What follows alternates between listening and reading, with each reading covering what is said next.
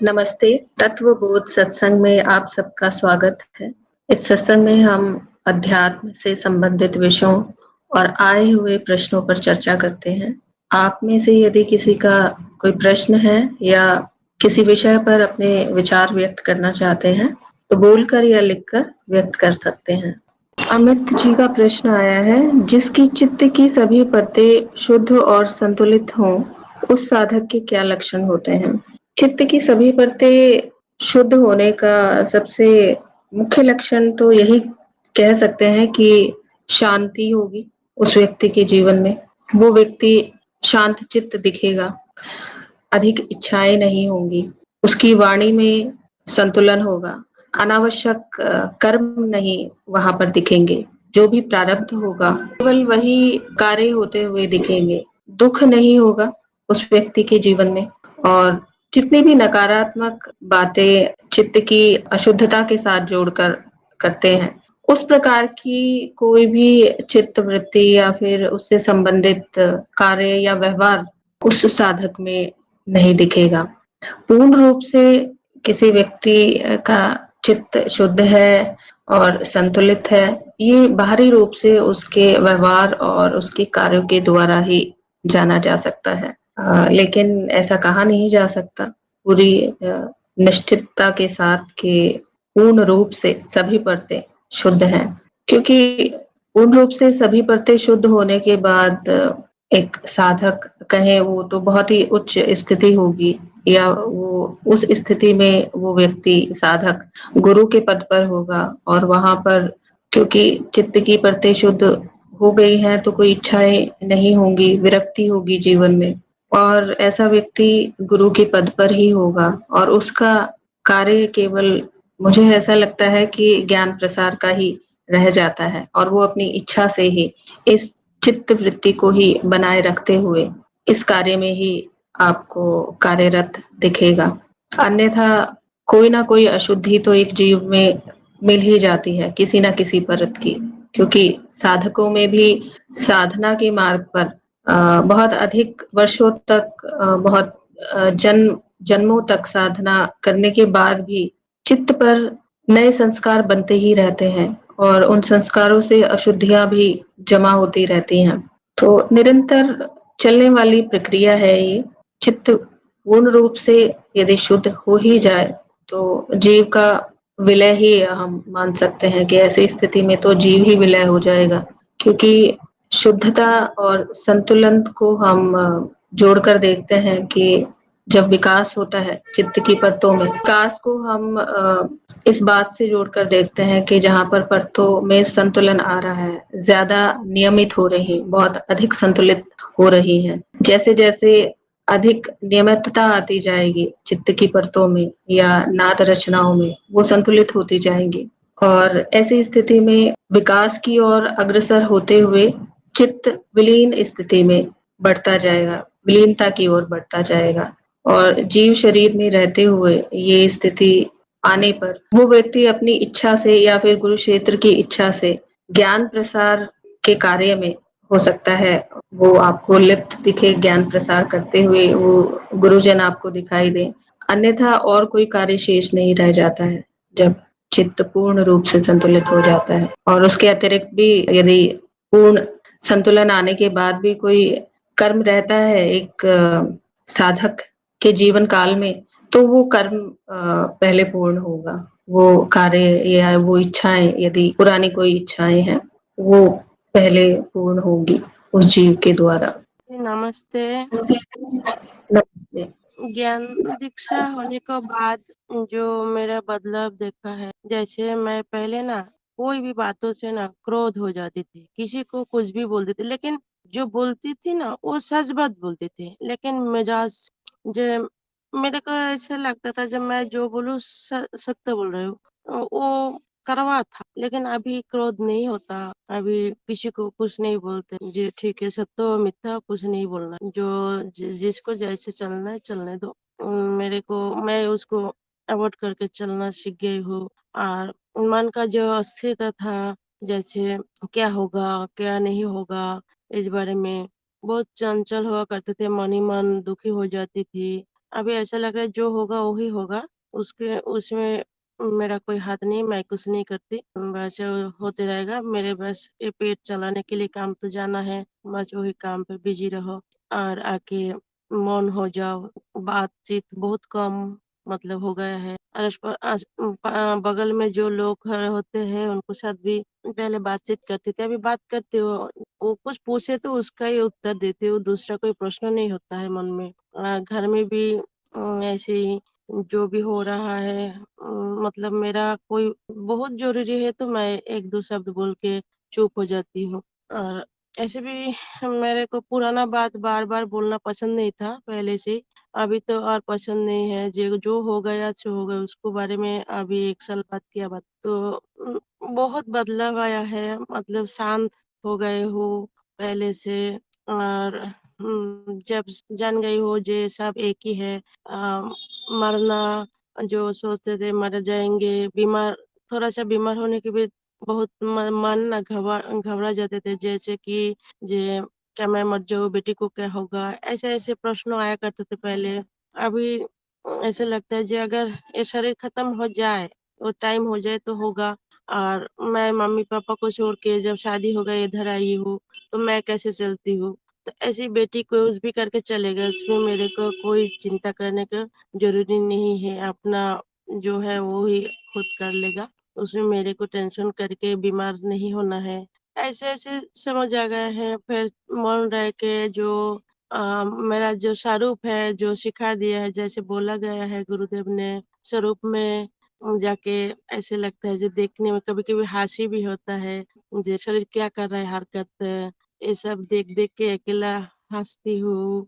किसी को कुछ बोल दे, कोई ज्ञान अज्ञान कुछ भी बोले, कोई गलत बोले तो वो भी देखने को हंसी आ जाता है, तो चलो उसको जैसे है वो बोलने दो, बस इतना सा सहन शक्ति आ गया। माता नमस्ते। बहुत बहुत अच्छे लक्षण हैं और यही उद्देश्य होता है एक साधक का कि जीवन में शांति आ जाए। आत्म साक्षात्कार होने के बाद या फिर स्वयं के स्वरूप को जान लेने के बाद जो भी अनावश्यक है वो छूटना भी चाहिए। और ये अंतर बाद में देखने पर पता चलता है कि पहले कितने अनावश्यक कार्य जीव के द्वारा होते थे। अनावश्यक सोचना, अनावश्यक कार्य करना, अनावश्यक रूप से बोलना, अधिकतर कार्य अनावश्यक ही होते थे। परंतु अज्ञान का नाश होने के बाद जो भी अनावश्यक है वो स्वतः ही समाप्त हो जाता है, कम हो जाता है। और जितना आवश्यक है जीव के द्वारा उसका जो प्रारब्ध है और जो कार्य होने आवश्यक है केवल वही होते हैं। और इसी कारण से स्वतः एक शांति बनी रहती है चित्त में। चित्त अनावश्यक रूप से उसमें विचार नहीं चलते हैं, कोई और कार्य नहीं होते हैं और यही शांति की स्थिति है और यही सबसे महत्वपूर्ण बात है। और जो भी अनावश्यक कार्य जीव के द्वारा होते हैं उन अनावश्यक कार्यों के कारण ही दुख भी होता है, नए संस्कार भी बनते हैं, अनावश्यक स्मृतियां भी संचित होती हैं। तो अज्ञान का नाश होने के बाद नए संस्कार बनने भी बंद हो जाते हैं, नई स्मृतियां संचित होना कम हो जाती हैं। तो इस प्रकार से कहा जा सकता है कि जीव की प्रगति हो रही है, साधना में प्रगति हो रही है और जितना कुछ भी बचा है प्रारब्ध में जो है उतना तो होगा ही और वो भी चेतना के प्रकाश में होता है। वैसा होने से उसका कोई नकारात्मक चित्त वृत्ति पर प्रभाव नहीं होता है, कोई क्रोध नहीं होता है, कोई दुख नहीं होता है या अनावश्यक क्रिया प्रतिक्रियाएं नहीं होती हैं, स्वतः ही होता दिखता है। तो ये बहुत अच्छे लक्षण है एक साधक के जीवन में, यदि ऐसा हो रहा है तो उसकी प्रगति हो रही है। नमस्ते माता जी, ये गुरु क्षेत्र का कृपा से ही हो रहा है। आप लोग जैसे रोज मतलब हफ्ता में 2-3 बार करके 4 बार भी 5 बार हो जाता है सत्संग में। अगर आप लोग एक गुरु क्षेत्र नहीं होते तो इतना अच्छा है, 2 महीना में प्रगति नहीं हो पाते मेरा को।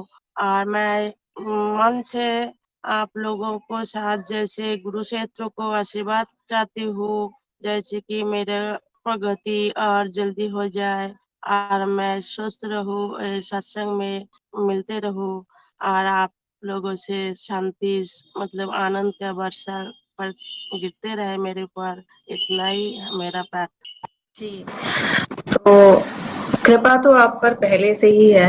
आप बोधि वार्ता से जुड़े हुए हैं, ज्ञान आपको हुआ है या कहें अज्ञान का नाश हुआ है, तो प्रगति तो निश्चित है।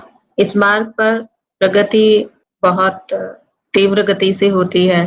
सत्संग एक साधक यदि सुनता है तो नई बातें या फिर दूसरे साधकों के प्रश्न और वही ज्ञान बार बार जब ज्ञान की बातें कानों में पड़ती हैं तो चित्त वृत्ति जो अभी नई ज्ञान की चित्त वृत्ति विकसित होना शुरू हुई है, चित्त की परत, वो और अधिक स्थिर होती जाएगी।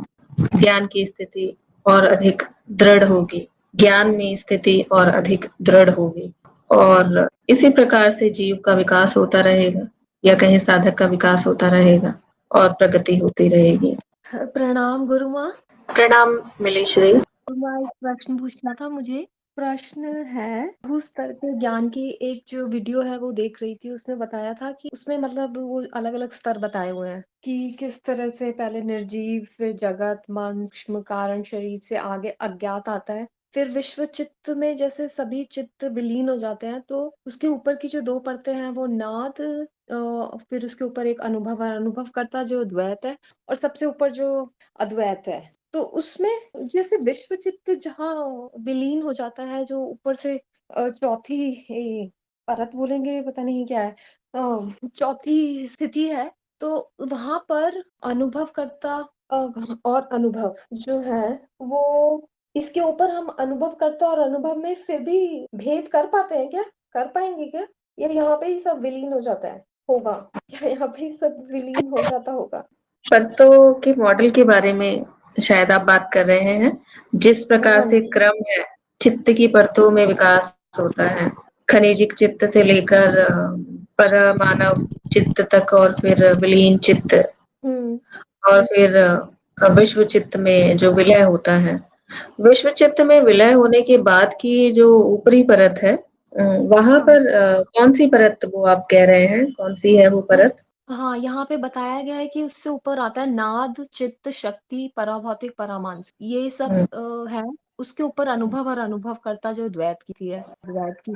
अद्वैत की स्थिति, ब्रह्मन की जो स्थिति है, उसके बाद जब नाद, पहला नाद, वहां पर नाद की स्थिति होती, पराभौतिक परामानसिक रचनाएं बननी शुरू होती हैं, प्रकट होती हैं, तो वहां पर अनंत संभावनाएं होती हैं और नाद का प्रकट होना ही वहां पर द्वैत भाव का प्रकट होना है, वहीं से परिवर्तन का आरंभ होता है। तो वहां पर द्वैत की स्थिति तो होती है लेकिन अनुभव करने वाला नहीं होता है। अनुभव तो होता है पर वहां पर जैसे जीव के द्वारा जिस प्रकार से मनुष्य शरीर में अनुभव होता है उस प्रकार से नहीं होता, लेकिन द्वैत की स्थिति हम वहां पर कह सकते हैं क्योंकि अद्वैत की स्थिति से सबसे पहले स्वरूप परिवर्तन पहले प्रकट होता है, वहीं से अद्वैत द्वैत की स्थिति प्रकट होती है और उसी में उन्हीं नाद रचनाओं में आगे विकास होता जाता है और अधिक स्थायी और नियमित होती जाती हैं नाद रचनाएं।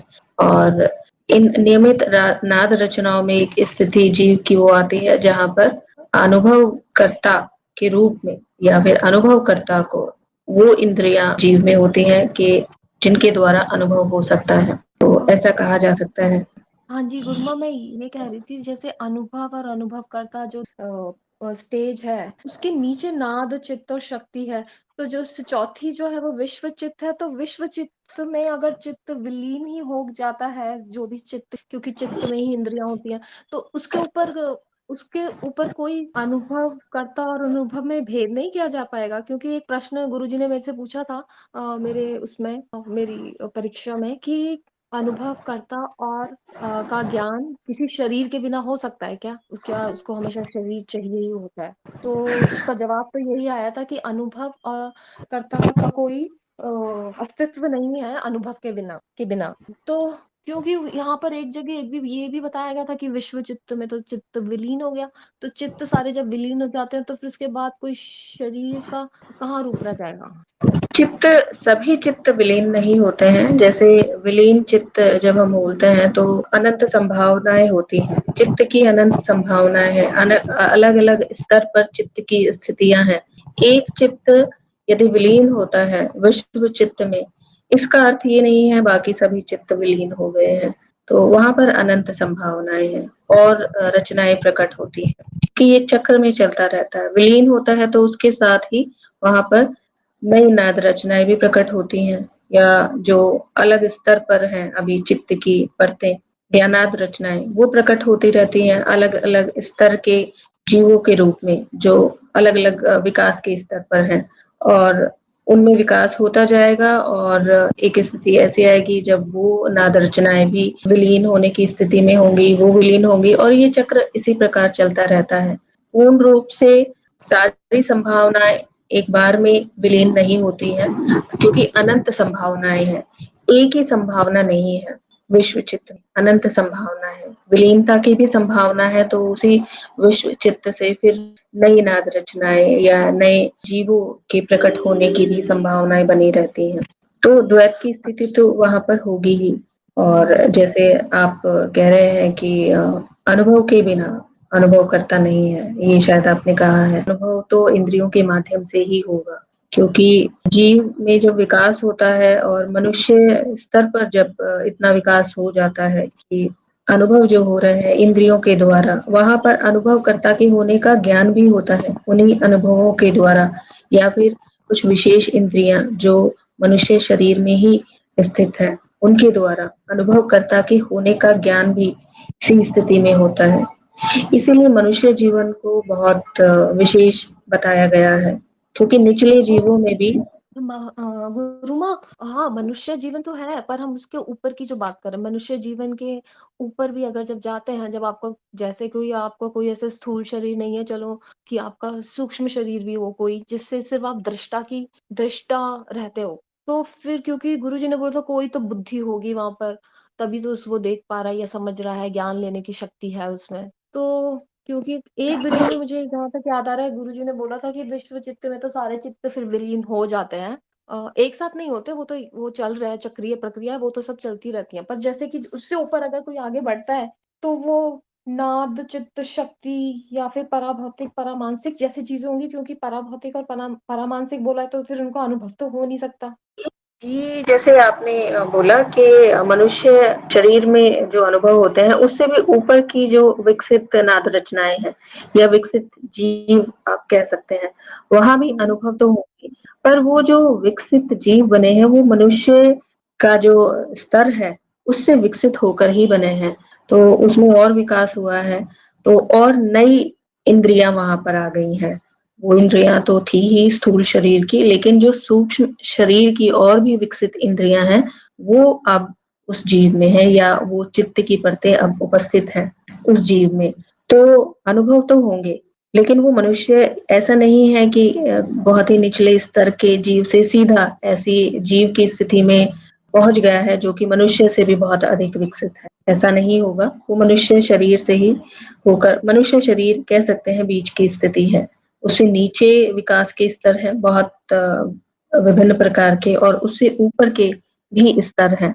तो ऊपर वाले स्तरों में मनुष्य शरीर के अनुभव तो होंगे ही उन जीवों में, और उसके साथ ही कुछ और विकसित इंद्रियां भी होंगी, और दूसरे जगत के या दूसरे लोगों के अनुभव कर पाने में सक्षम होंगे वो जीव, क्योंकि बहुत अधिक विकसित इंद्रियां हैं यहाँ पर। क्योंकि कहने का हाँ, हाँ। हम्म, गुरुमा, तो आप इसका मतलब ये रहा कि जैसे जो पराभौतिक और परामानसिक हम जिसको अभी कह रहे हैं, क्योंकि वो हम मनुष्य शरीर में रहते हुए नहीं जान पा रहे हैं, इसलिए हम बोल रहे हैं, पर हो सकता है कि आगे विकसित चित्त होने पर ये पराभौतिक परामानसिक रचनाओं की का अनुभव हो सकता है। पराभौतिक परामानसिक रचनाएं जो हैं उसको हम कह सकते हैं कि उनसे आरंभ होता है, वो तो मूलभूत रचनाएं हैं, उनका कोई विशेष उनमें नियमित रचनाएं नाद रचनाएं नहीं है, उनका अनुभव नहीं होगा।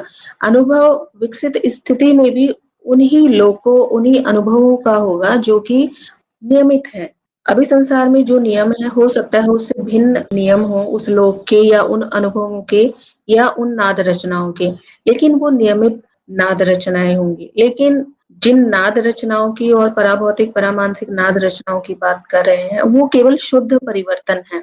शुद्ध परिवर्तन का अनुभव कभी नहीं होगा। उन परिवर्तनों से नियमित रचनाएं जो बनी हुई है, अनुभव जो बने हुए हैं, उनका अनुभव हो सकता है अलग अलग स्तरों पर। मनुष्य जीवन में अलग स्तर के कुछ सीमित अनुभवों जो अनुभव है वो अनुभव में आएंगे, और उससे और विकसित प्रकार की कुछ रचनाएं हैं तो वो अलग प्रकार की इंद्रियों के माध्यम से उनको अनुभव किया जा सकता है या अनुभवकर्ता उनको अनुभव कर सकता है विकसित जीव के द्वारा।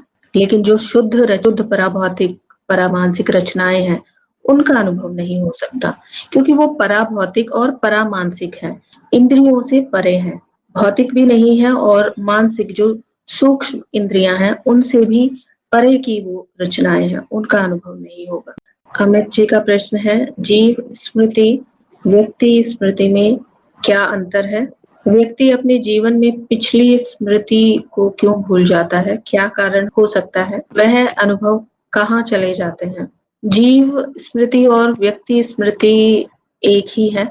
जीव जिसे हम कहते हैं, व्यक्ति उसी को हम बोलते हैं। व्यक्तिगत स्मृतियां होती हैं, व्यक्ति के रूप में प्रकट हुआ है जीव, और वो कुछ सीमित स्मृतियों के साथ प्रकट हुआ है।